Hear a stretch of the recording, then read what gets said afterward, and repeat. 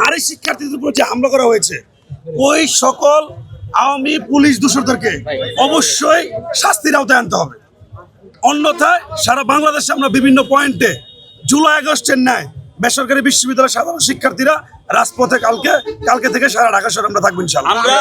Minister বলে যে আমাদের হাতে কোনো কিছু এখন করার নাই, আমাদের সময় লাগবে। রাত 10টার দিকে তোমরা বোর্ড অফ ট্রাস্টিরা মিলে স্টুডেন্টদেরকে রাখতে পারো, এখন তোমরা সমাধান করতে পারো না। মজা নাও আমাদের সাথে, আমরা কি মানে বলদ বুঝি না? ভিতরে দেখলাম আলোচনা হলো, শিক্ষকরাও ছিলেন। এখানে কোনো আলোচনা নেই, কোনো আলোচনা হয় না। তারা বলছে কি যে বাবা আমাদেরকে সময় দাও। কেন কিসের সময় দিব আমরা? কোন জায়গার সময়? ঈদের 3 দিন আগে, 3 দিন আগে স্টুডেন্টদেরকে বহিষ্কার করা হয়েছে। ঈদের 3 দিন আগে কতটা মানসিক পেশা আপনি বুঝতেছেন? এখন আমরা বললাম এখনই সমাধান করতে না, বোর্ড অফ ট্রাস্টি মিটিং কালকে। কেন রাত 10টার দিকে যখন শিক্ষার্থীদের বোর্ড অফ ট্রাস্টি মিটিং ডাকতে পারে, এখন তাদের সমস্যা কোথায়? তাদের শুধু আমাদের মানে হয়রানি ছাড়া কিছু না। এই ধরনের যে ফ্যাসিস্ট যেসব প্রতিষ্ঠানগুলো আছে, যেসব প্রতিষ্ঠানের প্রতি কড়াকড়ি ব্যবস্থা না নেওয়া যেতে পারে, তাহলে বাংলাদেশের ছাত্রদের অবস্থা সামনে খুব বাজে অবস্থা যাবে। আপনাদের পদক্ষেপ কি?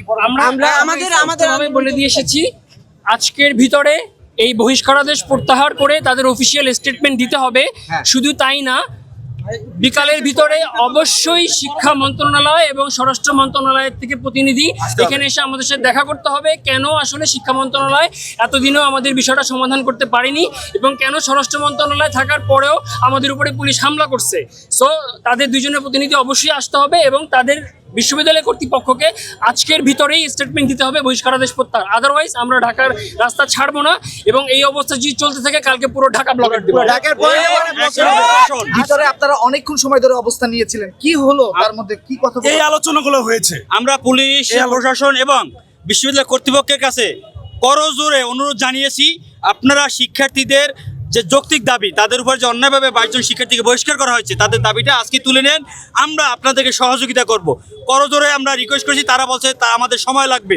কি জন্য তারা সময় লাগবে? তারা প্রত্যেকটি পদক্ষেপ নিয়েছে একদম স্বৈরাচারী স্টাইলে, দমন পীড়নের পথ তারা বেছে নিয়েছে। একটি বিশ্ববিদ্যালয় এভাবে চলতে পারে না। সাধারণ শিক্ষার্থীদের ইচ্ছামতোই বিশ্ববিদ্যালয় চলবে, সাধারণ শিক্ষার্থীদের যৌক্তিক দাবিগুলো তারা মেনে নেবে, এটাই নিয়ম।